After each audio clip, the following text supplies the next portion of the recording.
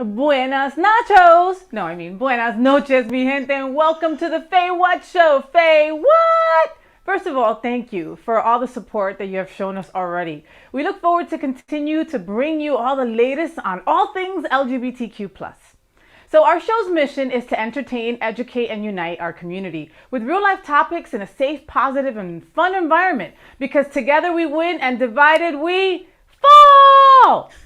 You're going to get that the more we do this, all right? So today's show, transgender issues have been at the forefront of all talk shows, mainly Fox News, right? And the White House and everywhere.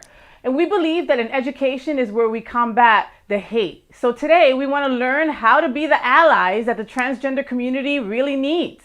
We'll be talking to our correspondent, Shay Schaffer, on what it's like for a trans woman maneuvering through life in the Magic City and how we can become better allies. Plus, we'll finish the show with some funniness, because we gotta always smile, right? Right. We got the funniest book titles that you should be reading this summer. You will love this. So let's begin. Time to learn, time to educate. Transgender is a broad term that can be used to describe people whose gender identity is different from the gender they were given to at birth, okay? The given part is important because no one asks us at birth which gender we are. We're just given one, okay? So got that, write that down. Trans is often used as a shorthand for transgender. So to treat a transgender person with respect, you treat them accordingly to their gender identity, not their sex at birth. So, someone who lives as a woman today is called a transgender woman and should be referred to as a she and a her. A transgender man lives as a man today and should be referred to as a he and a him. See, you're getting it. All right. So all of us at the FayWhat show are excited to have the lovely Shay Schaffer here opening up about her journey and taking us on that journey with her. We are firm believers that we as humans, we fear what we do not understand, and we are here to help you understand. So consider us kind of like an LGBTQ plus for dummies. So Shay Schaffer, Miss Schaefer Zara, is a trans activist, a panel speaker, a development professional who values dedication, service to her community, and collaborations. With a background in coalition building, her career expands over several areas, including nonprofit, legislative, and LGBTQ plus advocacy in South Florida community. Miss Schaefer is now drawing from those experiences in her role as a director of development at Pride Lines. Miss Shay Schaffer! Woo!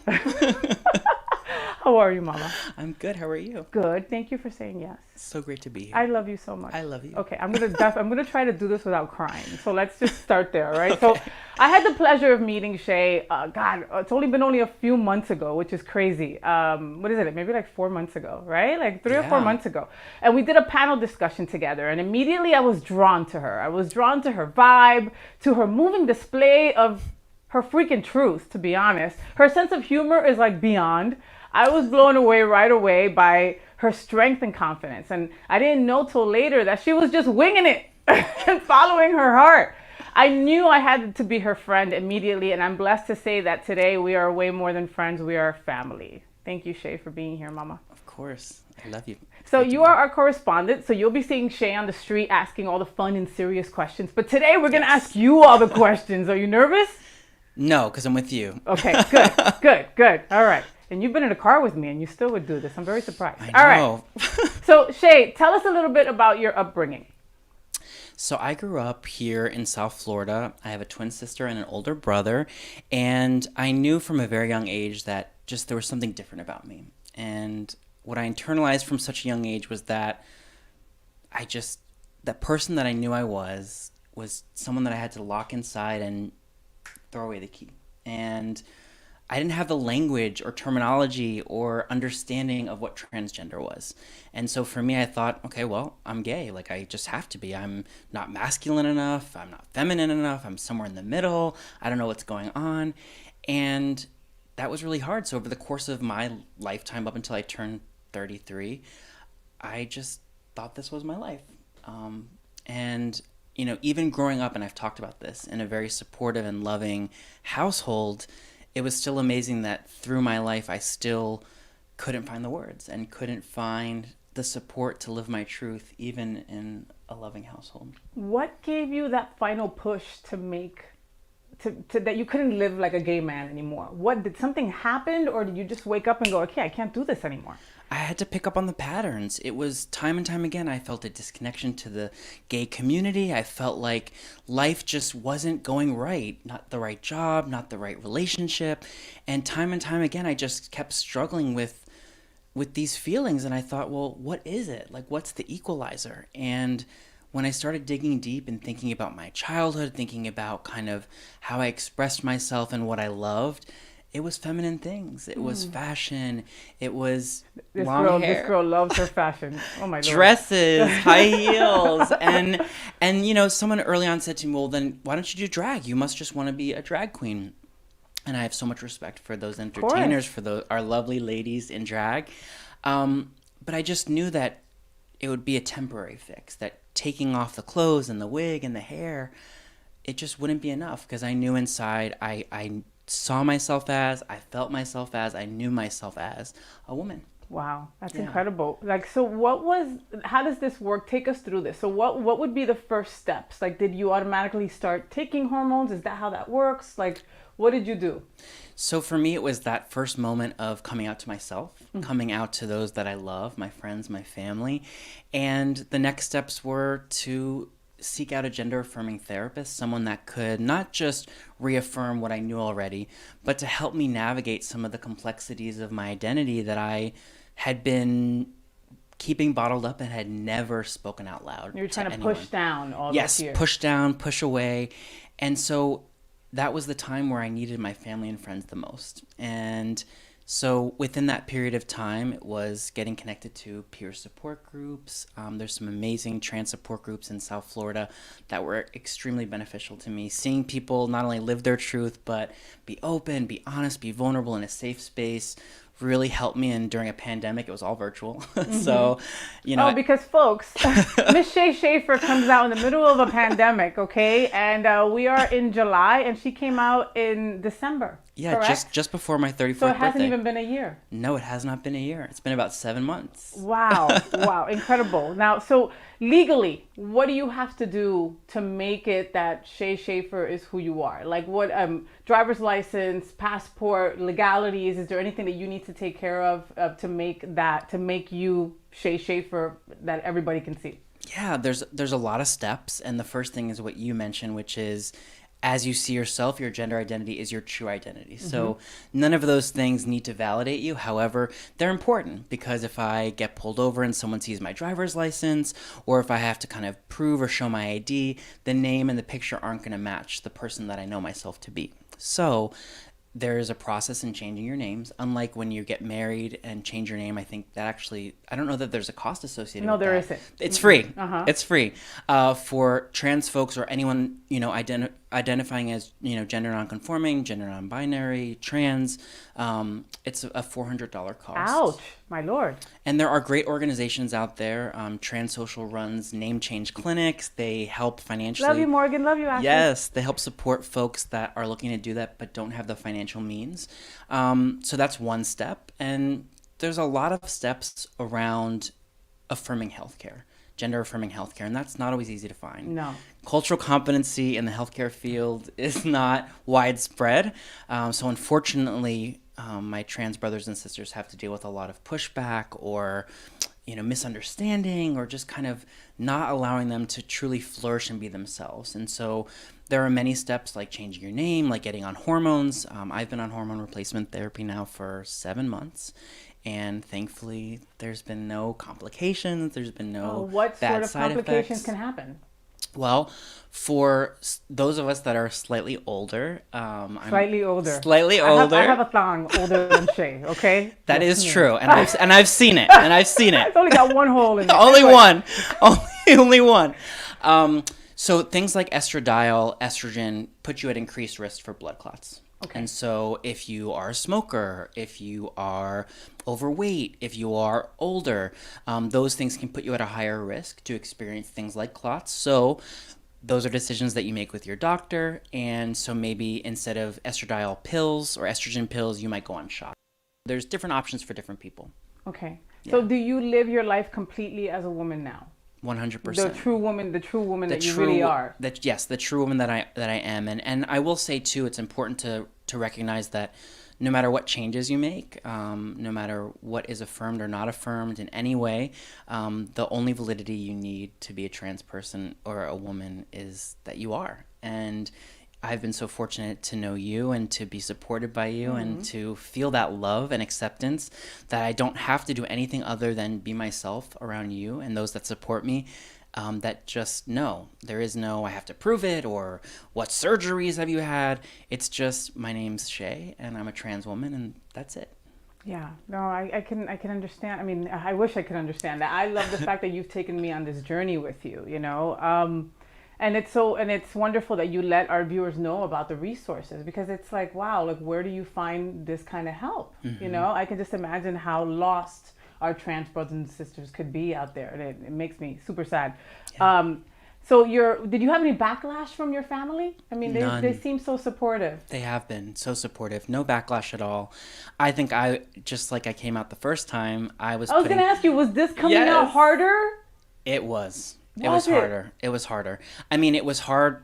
It's always hard to admit something to yourself out loud, to speak it out loud into existence. But again, I have my own insecurities, so to say it out loud almost meant like I had to prove it. And You had to follow it up. follow it up that, okay, well, you say you're trans now. Like, you say, identify as a woman. Like, now you have to prove it. And so I face this internal pressure to enforce prove that it. to prove it, and that is what I think people feel the pressure to do. I felt it, but it's something that we've talked about, and it's something that we have to be careful about because putting that pressure on ourselves to prove anything it can be dangerous. And for me, I've had to kind of walk myself back from the feelings of I have to, and makeup and hair and dress, and those things affirm me. They make me feel amazing. I feel great in what I'm wearing now, but it doesn't define me. No, as a you are trans Shay woman. when you wake up in the morning. Yes. That's And- it. That's exactly. it. Now, speaking of that, I mean, there's got to be an emotional roller coaster of sorts, highs and lows. There's got to be moments where we've had late night conversations where it's like I'm looking in the mirror and I'm not seeing the Shay that I want to see. Yeah, I'm really struggling with that right now. Because I see that Shay. You're one of the girliest girls I know. Like seriously, but. I mean, I have a great teacher and a great role model, literally the gorgeous and beautiful FayWhat. But yes, I am struggling with that right now. I did not start hormones as a prepubescent teen. I did not block testosterone, and the effects of testosterone are irreversible. So I can't change my voice. I can't grow my hair back. And so without a wig and without makeup and in just regular plain old clothes that are gendered or more masculine, I'm going to get the sirs, I'm going to get the guys and dudes. And that's hard, Does that break your heart sometimes? It does. Does that make you want to ever give up?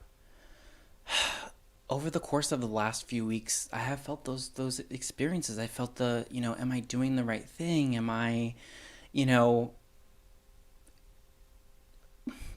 was this all worth it? And I think for me, I have to keep reaching out to those that support and love me. I have to keep fighting for my community and those that can't be visible like I can.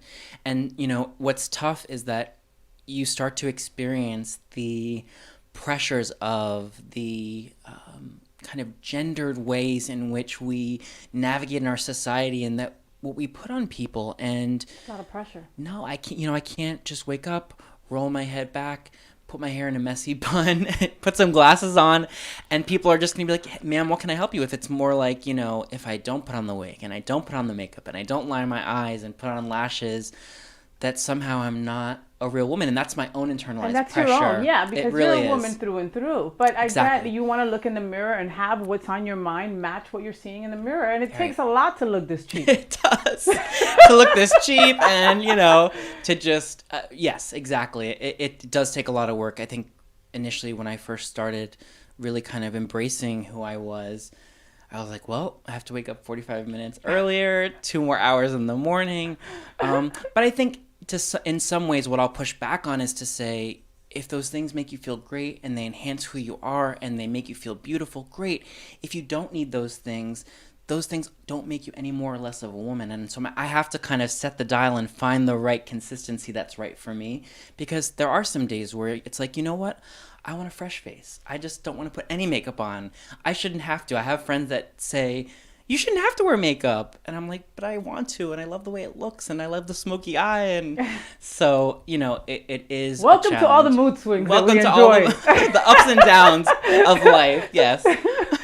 So on the opposite side of all the love, have you experienced any hate? Have you experienced anything? And do you fear going out? Do you do things differently now than you might have a year ago? Yeah, I had just started my new job at Pride Lines. Hey, Pride Lines. Hey, Pride Lines. And I was at a Christmas party for work, and it was in Wynwood. And time that I had been out in the community with my wig on, really being Shay, and it was that time to kind of leave with coworkers and go home. And I parked down the street, and my coworker who I love, Kat, she picked up on it right away. She grabbed me. She said, "Where's your car? I'll walk you." And it was the first time I had to stop and say, wow, I have to be careful. I have to watch my back. I have to make sure I can be a target. Where maybe a year ago you would have taken Kat to her car. Exactly. I would have taken Kat to her car, and I wouldn't have skipped a beat. And so I've had those moments. I haven't experienced hate per se, but I've experienced ignorance. I've experienced the looks, the stares, people taking out their phones, looking at me, getting the whole table to look back on me.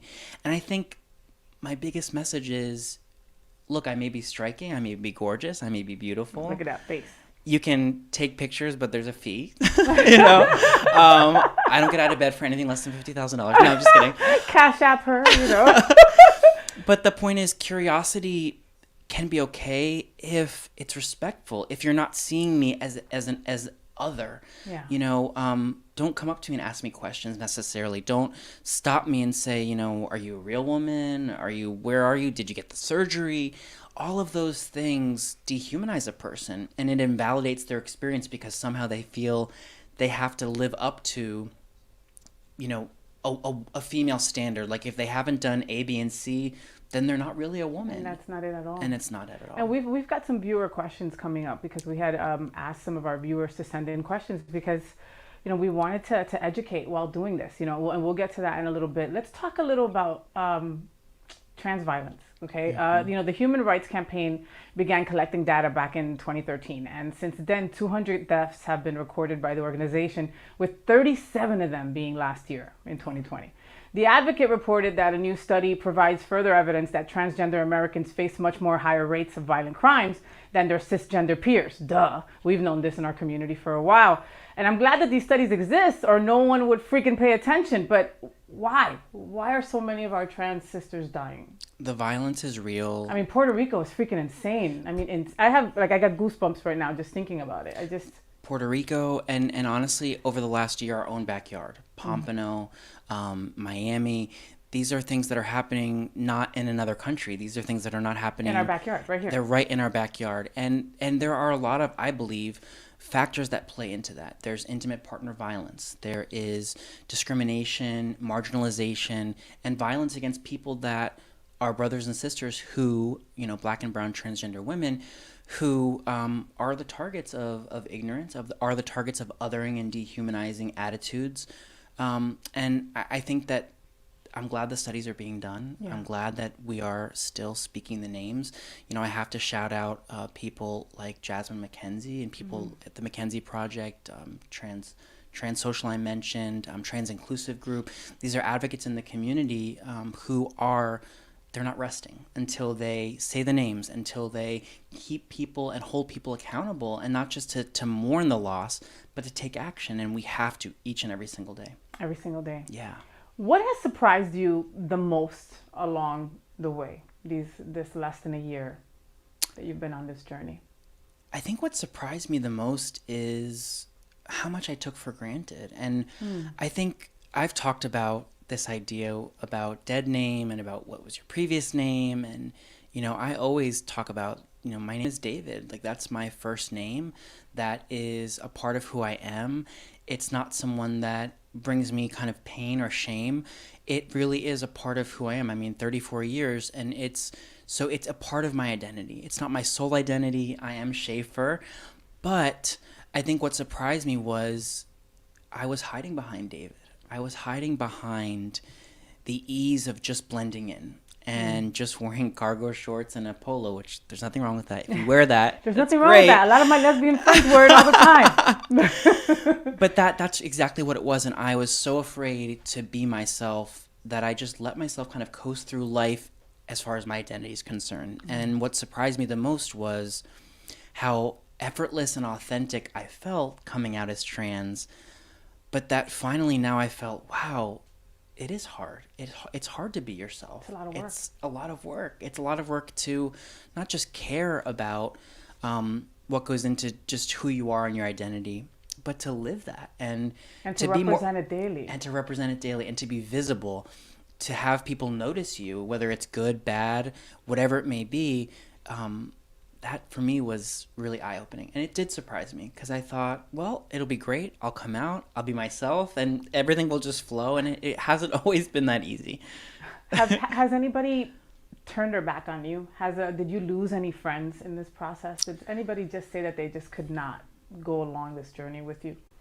No one explicitly told me they couldn't go on this journey with me, but there were some people I came out to who kind of cordially dismissed me, that they didn't unfriend me on Facebook, but they really could care less about my life. And that was hard too. And I think what I had to realize and acknowledge is that maybe I was putting more into it. Maybe I was thinking they were a better friend than they were. Maybe they can't accept my identity. Like that's their bandwidth. They can't give any more than that. And you know what? Good. That helps me kind of clean house. Yeah. So, Shay, do you date? Are you dating these days? Yes, I have. Was that something that you did at the beginning of your coming out, or is this something? No. Okay, like if I don't know, I'm totally acting like if I don't know. I totally know the answer to this question. But anyway, okay, going back to my role. Right. So, are you dating? Like, how does that? Yeah. I am not currently dating, but I have put myself out there on the apps, Tinder, Hinge, and I was really somewhat surprised. I didn't know what to expect. You weren't scared at all? I was. Okay, so you're hesitant. You kind of like have certain questions and certain things that you ask, and you're not just going to go and meet the first person that you talk to kind of deal? Exactly. I haven't met anyone yet in person, but I guess I was a little taken back by the behavior and the questions and the attitudes of some of the guys that I was matching with. Because on these sites, you are out as a trans woman. 100%. Right? Okay. When I am. And then, I know there can be a lot of back and forth about, well, should you be, should you not be, disclosure. And you know what? It's what's safe for you and it's what you're comfortable with. I lead with it. And for me, I got a lot of like, oh, are you pre-op, post-op? I can only date. Who asked those kind of? Oh my Lord. Okay. I could give names. No, I only date biological women. I can't see myself dating you. And my friend had to kind of take my hand and say, yes, some of the things they're saying are transphobic. Some of the things they're saying are kind of against who you are.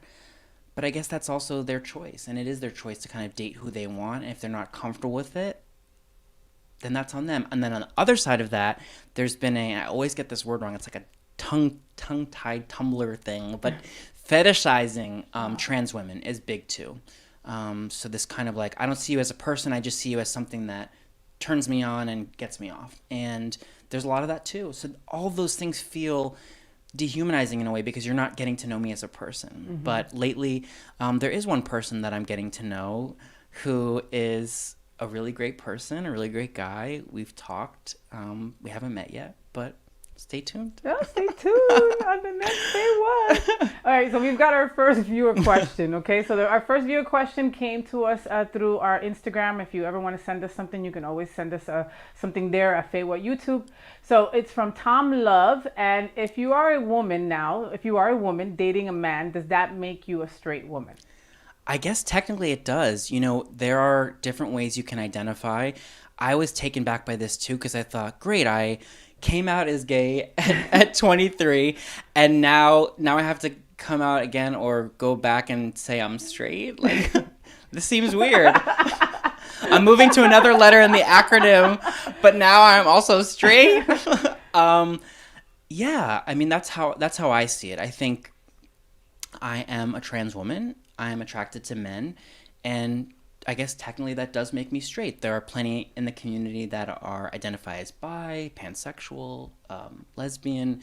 So that's where I feel right now. But it is something that I thought of too. Thank you for the question, because that was something that I also asked myself. Our next viewer question is, as a man that's interested in a trans woman, how do I approach her and not say something dumb? H. Sanchez from Coconut Creek. Well, Okay. well, But you see, like we were it's saying true. before, but he knows he likes a certain trans woman or trans women in general, and he doesn't want to say something stupid. I mean, I love him for that. Let's start there. But Yeah. Just lead with who you are. I mean, I think the whole point is you don't see me as a trans woman. See me as just a person. which is you're just a woman. Yeah, get to know me, and ultimately the layers will deepen. If the connection is there, you'll get to know them more. But that's all you need to know. I'm looking to date whoever, and you are another person who wants to date me, so get to know me. I've heard from some LGBTQ folks in our community and people that we both know that they feel that it's not up to them to educate the masses. What do you think about that?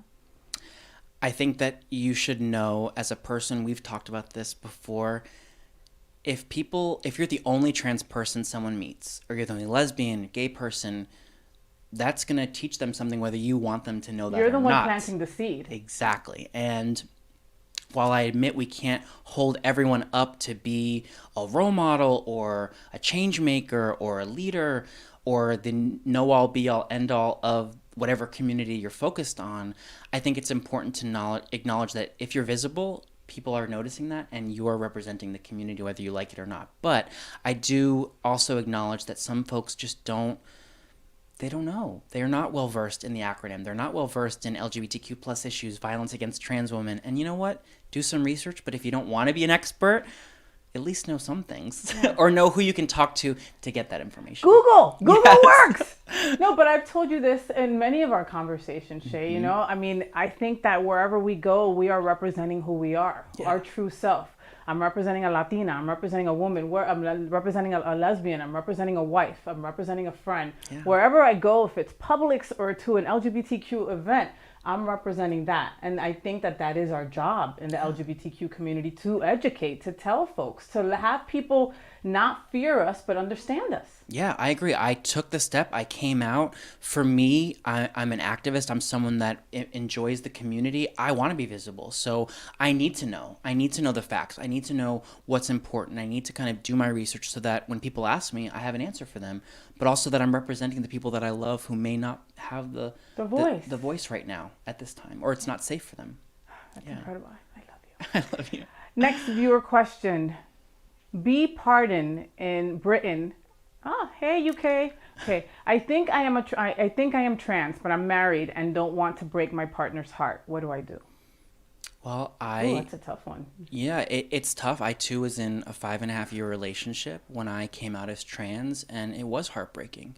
That person had to mourn David. That person had to take the person they loved and know that they had to make a choice of, well, I want Schaefer to be vibrant and beautiful and alive, but I'm going to lose the person that I loved. And so it has taken time. It's taken time to know that love can still be there as friends, but it is hard with partners, with relationships. If you think that you are, if you want to explore that you are, if you want to talk about it, seek out a therapist who can help you explore that. Seek out someone who's trained to help you navigate those feelings.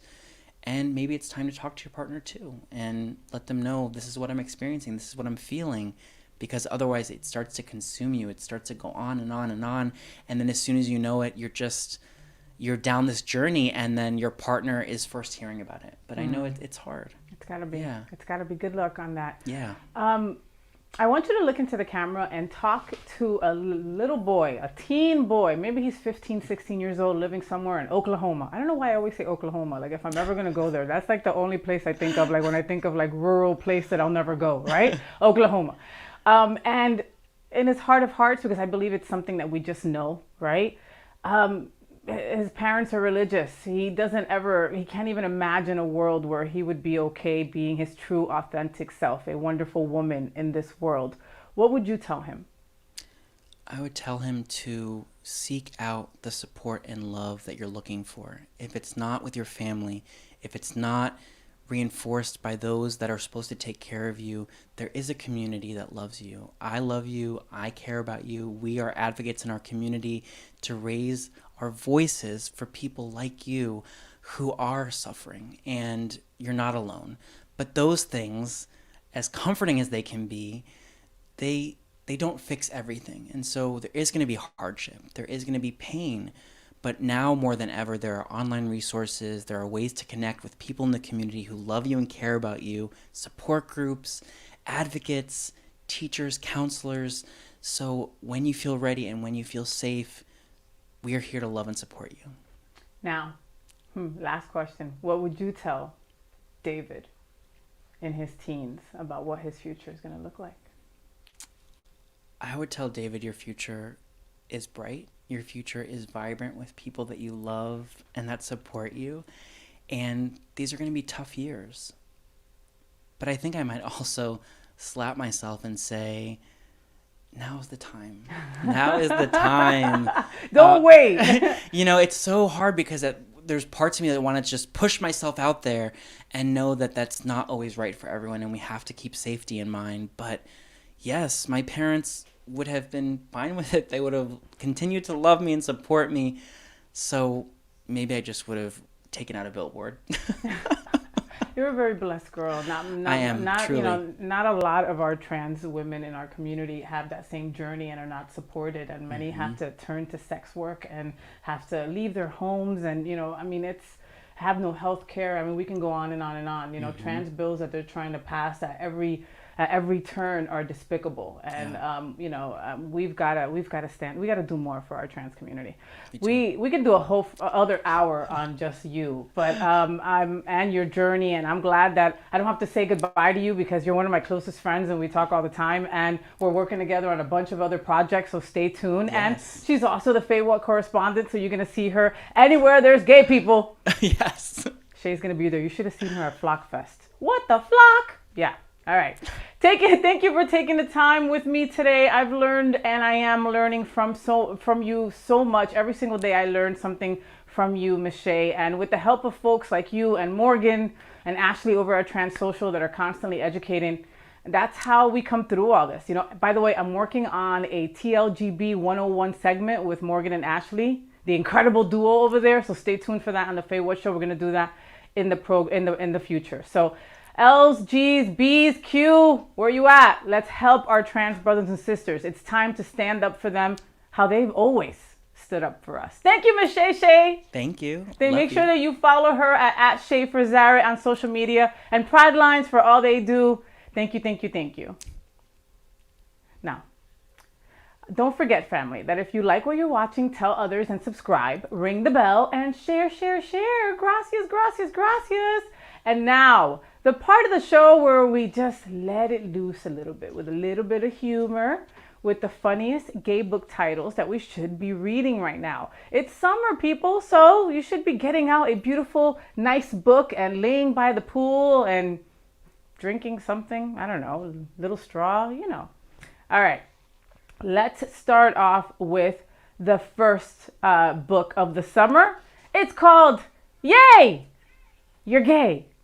Now what? A Gay Boy's Guide to Life. So yay, you're gay, or maybe you're bi. Maybe you just feel different. But Rihad Khalid shares the best advice and says that in time, the differences will become the greatest gifts that you can ask for. This book seems fabulous for a summer read. Make sure that you pick it up. The next book is The History of Lesbian Hair and Other Tales of Bent Life in a Straight World. In The History of Lesbian Hair, Maria Duggar delivers the hilarious view of the modern world, and does it by the different hairdos that lesbians have had over the years. Do you remember the pompadour or the short bob? My favorite, the mullet, or the long keratin. Oh no, that's just me. No. sorry. Next, this book seems super interesting. It's called Granny and the Gay Guy, an exercise in unconditional love and lightheartedness. So he's a flight attendant for a major airline, and she is, well, just flighty. They share their joy, laughter, and even a few tears as they warm hearts in this straightforward account of true friendship. I want to hang out with this granny and talk about lube and leather bars. No? Yeah. Next book, Teeny Weenies and Other Short Subjects. What are they talking about there? They're talking about teeny weenies. Oh, okay. Well, with Miss America and the collection of Playboy centerfolds as role models, a young girl struggles to figure out femininity only to discover that she was headed in the wrong direction all along. This seems super interesting. Okay, a little tidbit about FayWhat. I used to steal my dad's Playboys. Shh, don't tell him. He's not watching. Don't worry. You know what? I think the last time I went to Pennsylvania, I stole one too. Anyway, all right. Next. The Unofficial Gay Man's Manual. Profusely illustrated with drawings, the Unofficial Gay Man's Manual is hip enough to entertain and wholesome enough to take home to mama. An absolute must-have for gay men, their families, and friends, and a hilarious eye-opener for just about everyone else. Wasn't that cute? See? So they're just some summer reads. I love some of the topics in how to break up with a psycho killer and high hair, low morals, and other rules of thumb. This is perfect for any gay person. Any person in the LGBTQ community can use this book. Hilarious. I need a lesbian manual. How not to sleep with your best friend. Don't tell my wife. Femme or butch, or both. How do you pick between Ellen or Rosie O'Donnell? Well, we need more representation. All right, that's all I got to say. And lastly, in At the Deep End. Until recently, Julia she hadn't had sex in 3 years, but now a one-night stand is accusing her of breaking his penis. She's a sexually confident lesbian, and she's wondering whether trimming her pubes will make her a bad feminist. Oh, girl. All right, well, go read this book, Julia. Girl, it's 2021, man. You know, go get waxing. Go get a wax. What are you doing? Waxing is definitely the way to go. I mean, okay, that's a whole other subject. The last book on our summer read list is Sissy, a coming out gender story. As a young child in North Carolina, Jacob Tobia wasn't the wrong gender. They just had too much fun and a lot of stuff and Barbies and playing with bugs and yeah, getting muddy? Hell no. Princess dresses? Hell yeah. Jacob wanted it all, but because they were a boy, they were told they could only have the masculine half. Oh, my bad. There's still another book for the summer reading. This is one of my favorites. Hola, Papi. How to come out in a Walmart parking lot and other life lessons. So the first time John Paul J.P. Brammer, Papi, was on the popular gay hookup app Grindr, at first it was flattering when people were calling him Papi. And, you know, who doesn't like to be called handsome, right? But then it happened again and again and again, leaving JP wondering, who the hell is Papi? Latinos, we love Walmart too. You just thought it was white folks, right? No. We love us some Walmart. Yes, we do.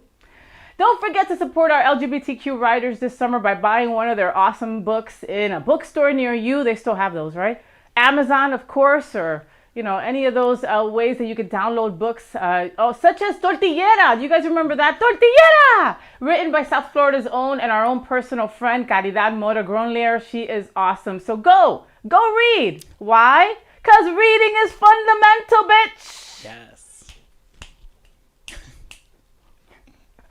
So if you have an idea or a story that you'd like to share, we'd love to hear all about it. Cuéntanos, and it might be featured in one of our upcoming segments. Send them our way on our Instagram page at FayWhat YouTube or email us at info@faywhat.com. So I'd like to thank our guest, Miss Shay Schaffer. How do you feel? Thank you. I feel beautiful, loved, and closer to you, which I didn't think was possible. We're so close already. Thank you so much for having me.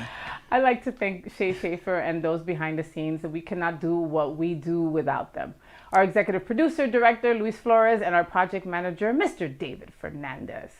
Please join us next week as we honor our very own gay icon, starting with the incredible Miss Adora from sunny South Florida. Don't forget to share, subscribe, and like us on YouTube, Facebook, and Instagram. FayWhat YouTube. So, learning to be an ally to the transgender people in our life or to transgender people overall is an ongoing process. Some ways to be a good ally are relatively simple and easy, while others require more time, energy, and commitment.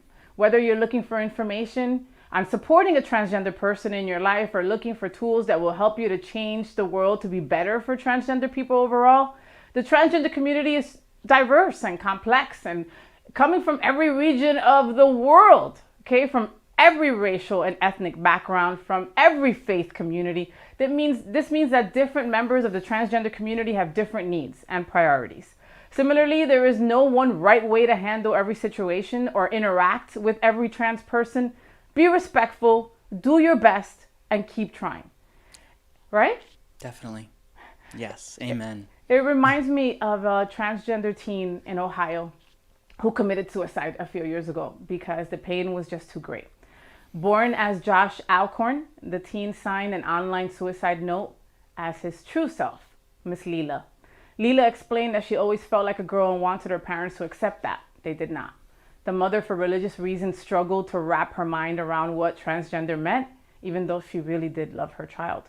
In her suicide note, Leila says, "The only way I will rest in peace is if one day transgender people aren't treated the way I was. They're treated like humans with valid feelings and human rights. My death needs to be counted." Leila Mama, you're counted. May you rest in power. Yo soy FayWhat. Sending you all love, peace, and happiness to you all. Los quiero. Stay gay. Say goodbye, Miss Shay. Woo! Bye, everyone.